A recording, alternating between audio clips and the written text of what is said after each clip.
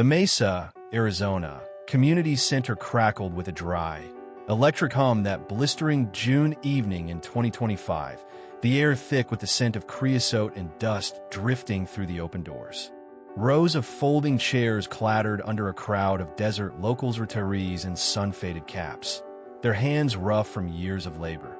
Young parents clutching water bottles, the plastic crinkling faintly.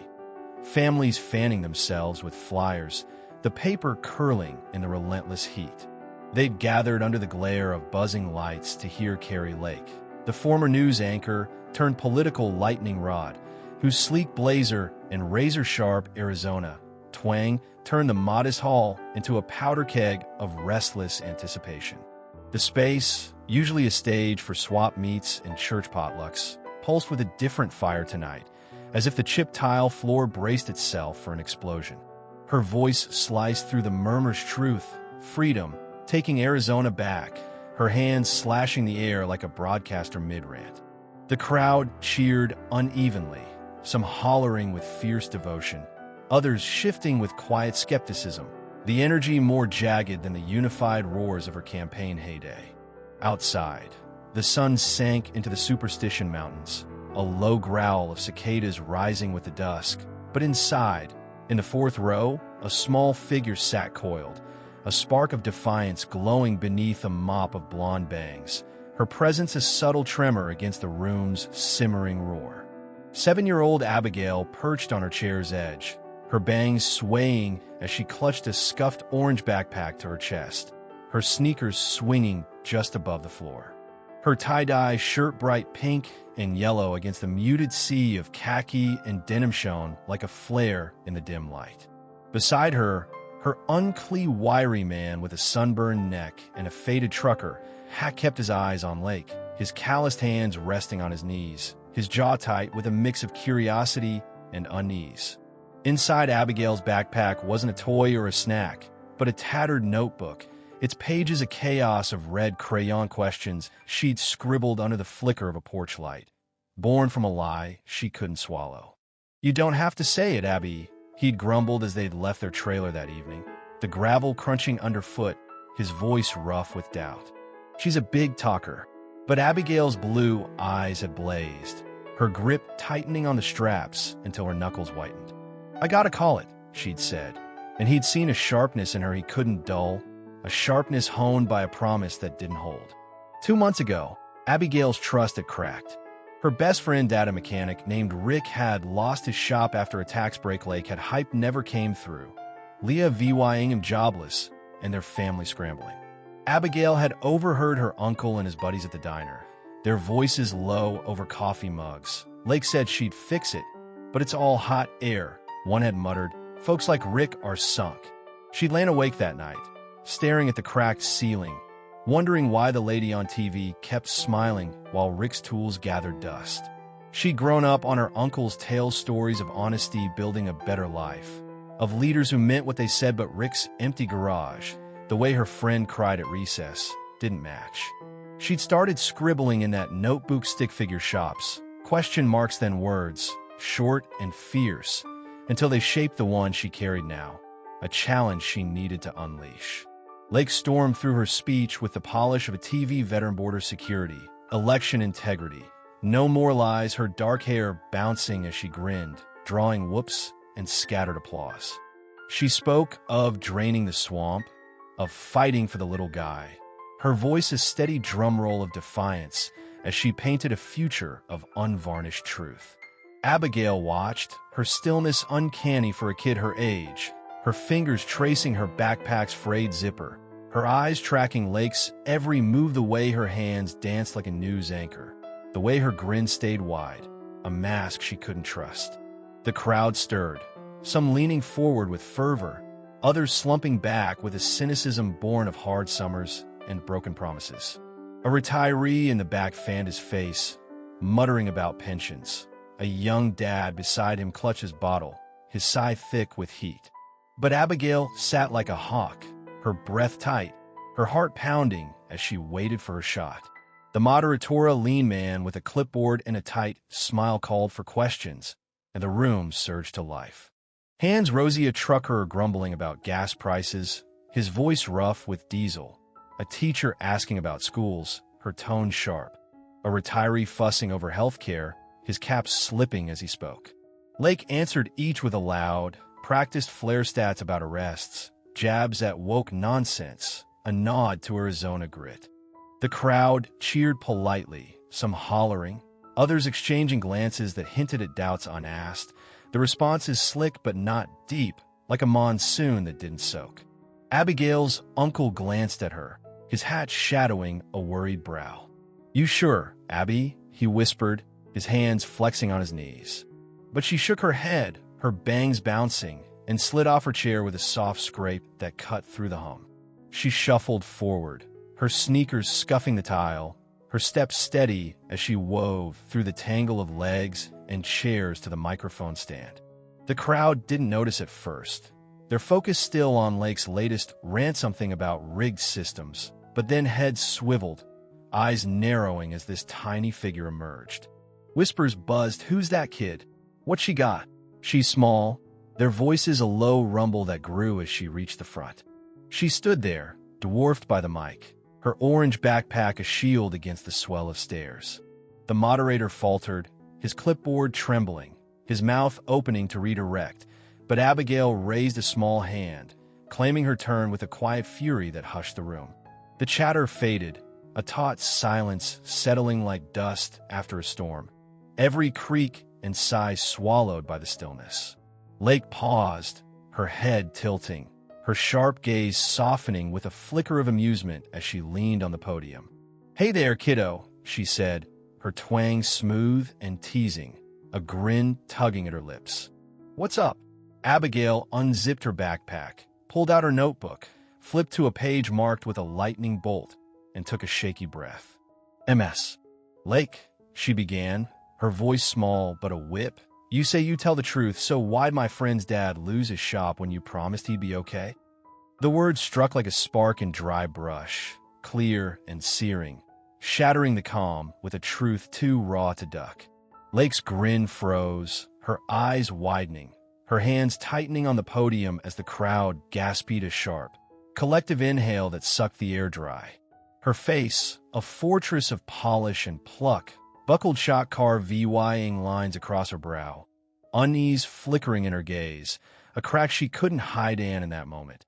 A 7-year-old had destroyed her, setting the internet ablaze.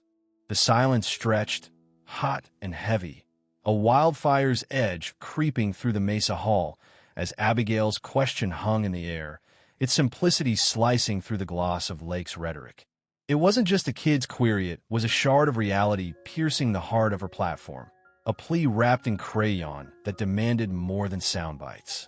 The lights buzzed faintly, casting jagged shadows across the chairs, as if the room itself held its breath under the weight of her words. Lake stood rooted, her knuckles whitening against the podium, her TV-ready shell unraveling under a scrutiny she hadn't prepped for in any studio or stump speech.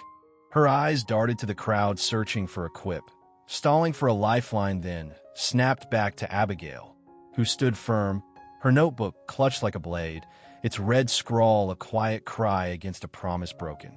The room's hum dissolved, every rustle of a flyer, every clink of a bottle, every stifled breath drowned by a hush that pulsed with her challenge. This wasn't a reporter's gotcha or a rival's digit, was a little girl's truth, its purity a spotlight on a woman who'd built her name on candor, and it burned brighter than she could bear. Abigail didn't flinch. Her sneakers stayed planted, her blue eyes unyielding, daring Lake to answer not with flair, but with something real.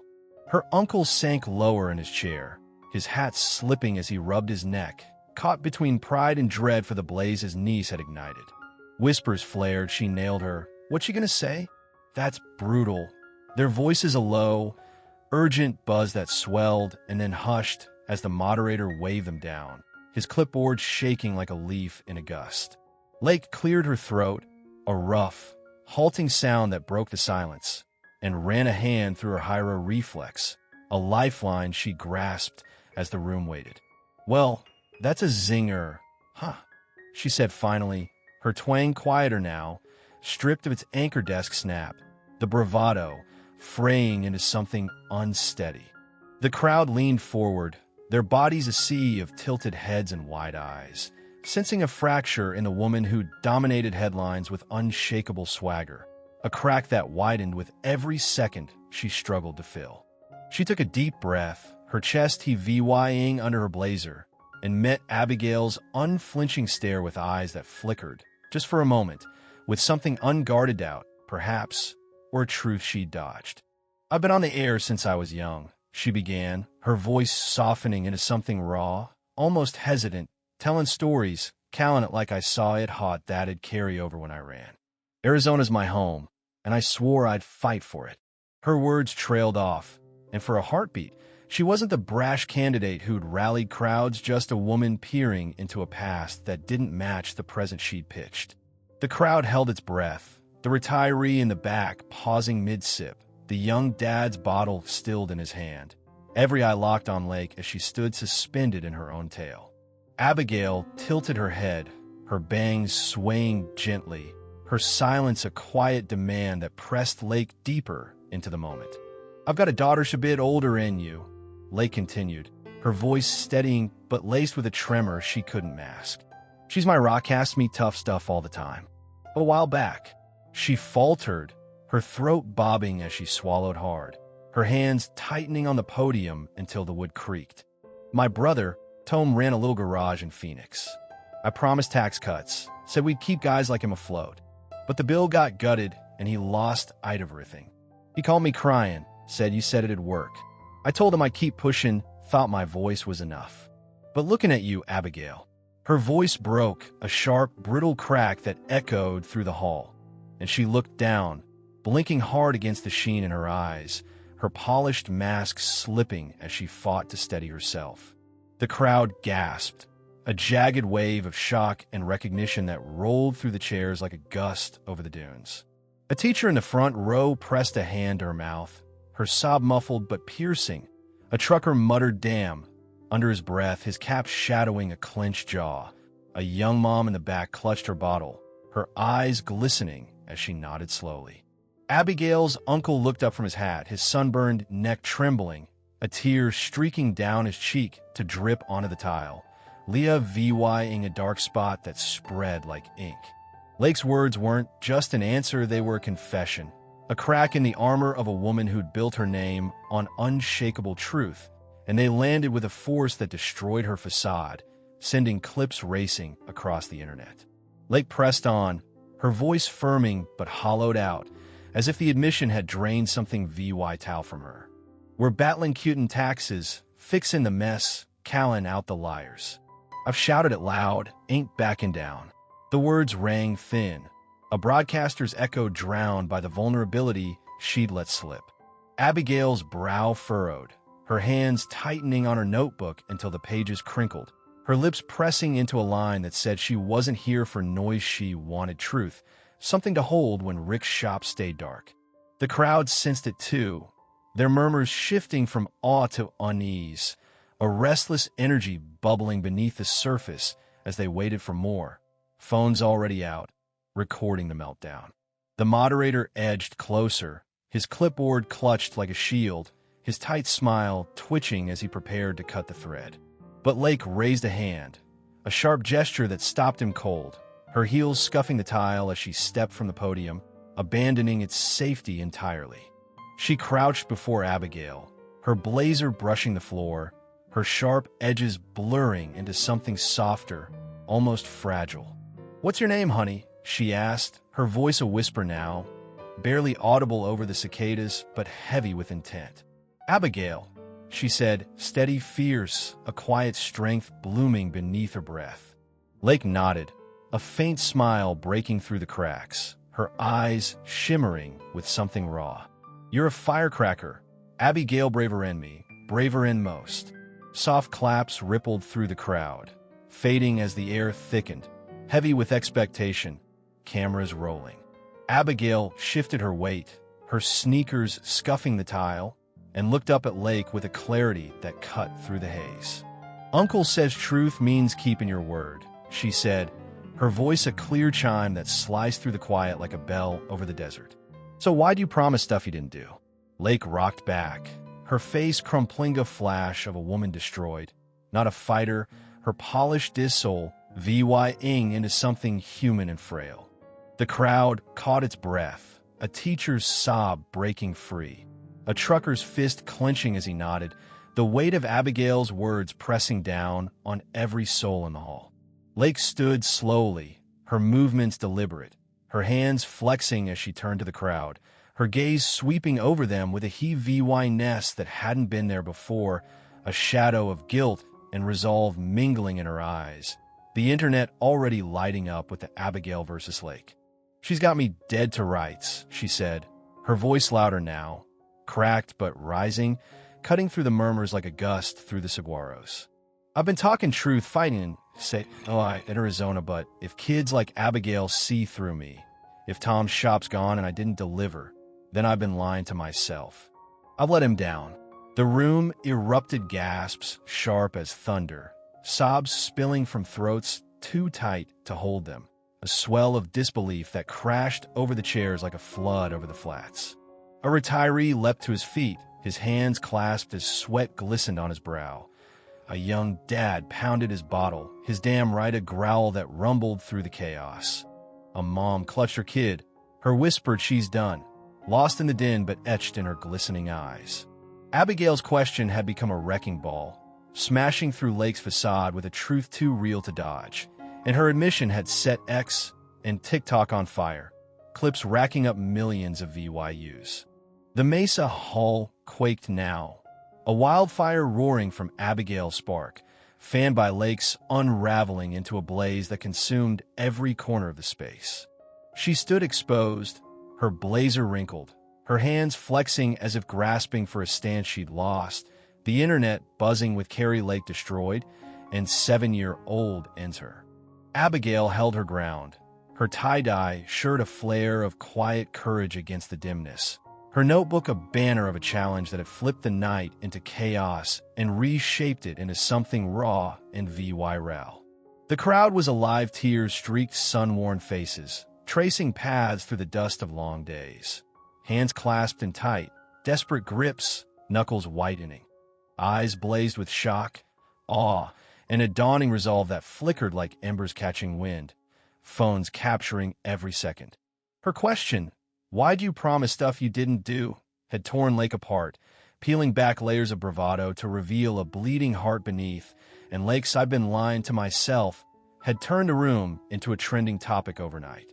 Lake wiped her brow, her fingers brushing her hair as she stepped back to the podium, but its shield was ash now, a relic of a confidence she couldn't reclaim. "I'm the truth teller," she crowed on airwaves and stages, her voice ringing across deserts and debates, a line that once drew cheers and raised fists. Now it mocked her, etched into the lines of her face-tight lips pressed into a thin slash, shadowed eyes glistening with a guilt she couldn't bury, a doubt that clung like the desert heat.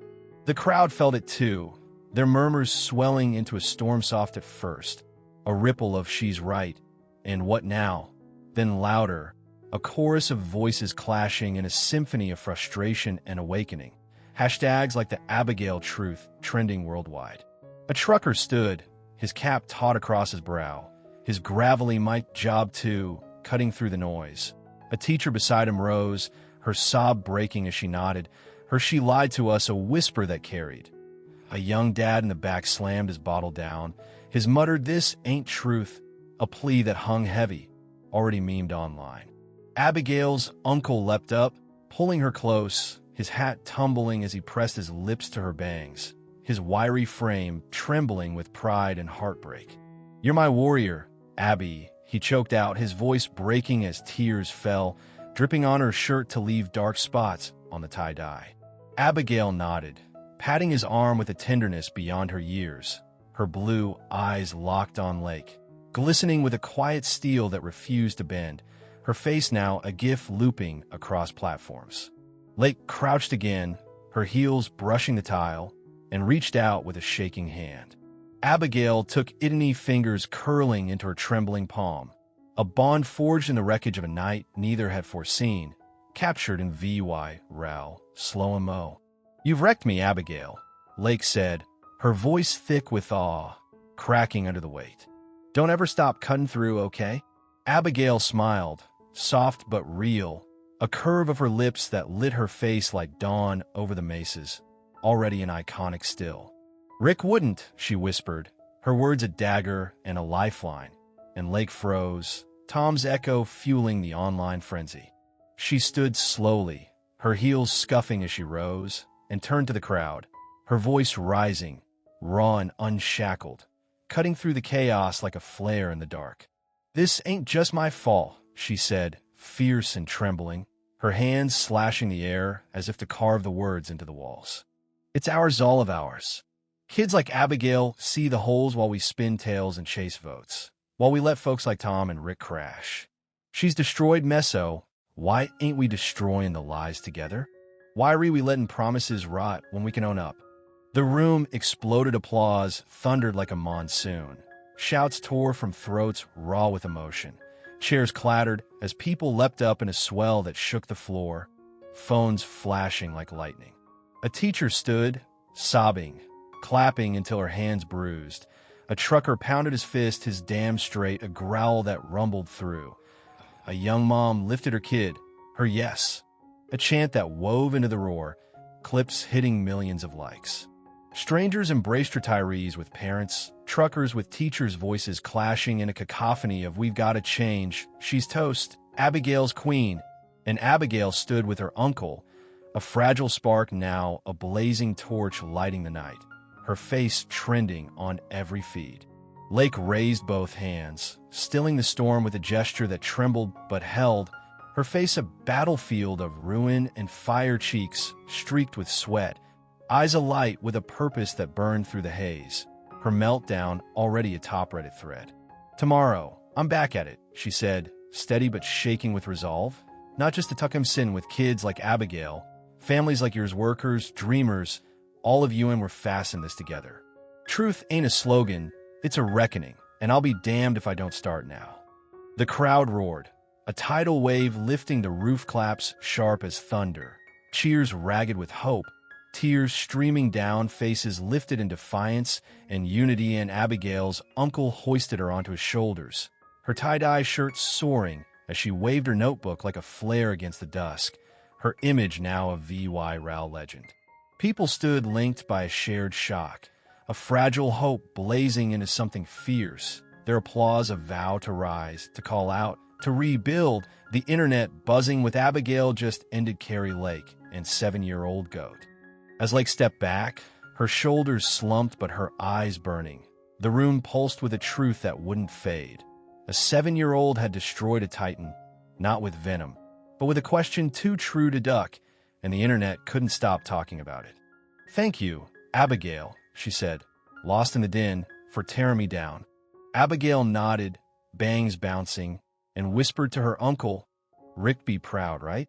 He hugged her tight, tears soaking her shirt, his voice a broken sob of love. "So proud, Abi, so proud," he'd cheer. The lights dimmed, but the fire didn't. People lingered, filming, changed, a community forged in a little girl's strike, her voice echoing beyond the walls to a world watching. If a 7-year-old could dismantle a lie, so could we. The Abigail rules hit 10 million posts by midnight.